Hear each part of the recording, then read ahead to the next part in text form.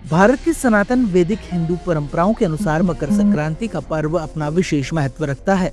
शास्त्रों के अनुसार मकर संक्रांति से सूर्य उत्तरायण में आ जाते हैं और इसके साथ ही एक माह से चल रहे मलमास का समापन और शुभ कार्यों की शुरुआत हो जाती है। सूर्य उत्तरायण पर होने पर धार्मिक स्थलों में जमकर दान पुण्य होता है। तमिलनाडु में इसे पोंगल नाम का उत्सव के रूप में मनाया जाता है, जबकि कर्नाटक, केरल तथा आंध्र प्रदेश में इसे केवल संक्रांति ही कहते हैं। मकर संक्रांति के पर्व को उत्तरायण में कुमाऊं क्षेत्र में उत्तरायणी भी कहते हैं। इस अवसर पर जगत पिता ब्रह्मा की पावन तीर्थ स्थली पुष्कर में भी श्रद्धालुओं की भीड़ देखी गई। सरोवर पर देश भर से आए श्रद्धालुओं ने आस्था की डुबकी लगाकर दान पुण्य, पूजा अर्चना कर धर्म लाभ कमाया। तीर्थ नगरी पुष्कर में मकर संक्रांति के पर्व से पूर्व ही कस्बे भर में विशेष धार्मिक अनुष्ठान और तिल से बनी वस्तुओं के दान का सिलसिला जारी है। कस्बे के प्रसिद्ध ज्योतिषविद पंडित कैलाशनाथ दादीश ने बताया कि मकर संक्रांति का पर्व ज्योतिष अनुसार विशेष महत्व रखता है। ज्योतिषाचार्य कैलाशनाथ दादीश ने बताया कि 14 जनवरी को प्रातः 8:56 से पुण्यकाल प्रारंभ होगा, जो पुनर्वसु नक्षत्र से प्रारंभ होकर पुष्य नक्षत्र में विशेष कुंभ योग बनाएगा। इस दिन पुष्कर तीर्थ में स्नान, पूजन और दान पुण्य करने का करोड़ों गुना फल मिलता है। इस दिन दान पुण्य हवन का श्रेष्ठ योग वर्षों के बाद बन रहा है। इस दिन धर्मराज जी का पूजन, उद्यापन, हवन, पूजन, दान पुण्य का विशेष महत्व रहता है।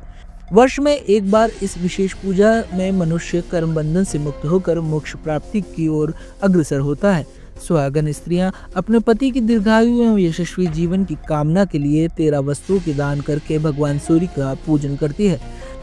तीर्थ पुरोहित सतीश चंद्र तिवारी ने बताया कि तीर्थ नगरी पुष्कर में सरोवर किनारे मकर संक्रांति के अवसर पर तर्पण, श्राद्ध, उपनयन संस्कार, दान पुण्य, पूजा अर्चना का कोटि गुना फल प्राप्त होता है। शास्त्रों में वर्णित है कि इस दिन गंगा सागर, वाराणसी, त्रिवेणी संगम, हरिद्वार, पुष्कर, उज्जैन की शिप्रा, लोहागल आदि तीर्थ स्थलों पर स्नान करने से रोग मुक्ति मिलती है। धार्मिक मान्यताओं के अनुसार महाभारत काल में भीष्म पितामह ने अपने देह त्यागने के लिए मकर संक्रांति के दिन का ही चयन किया था।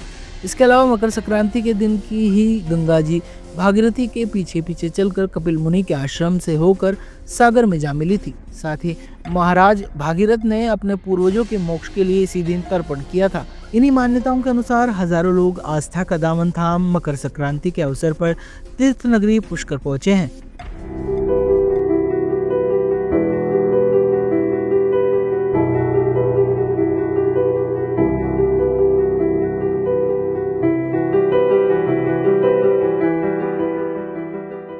आज मकर संक्रांति का दिवस है।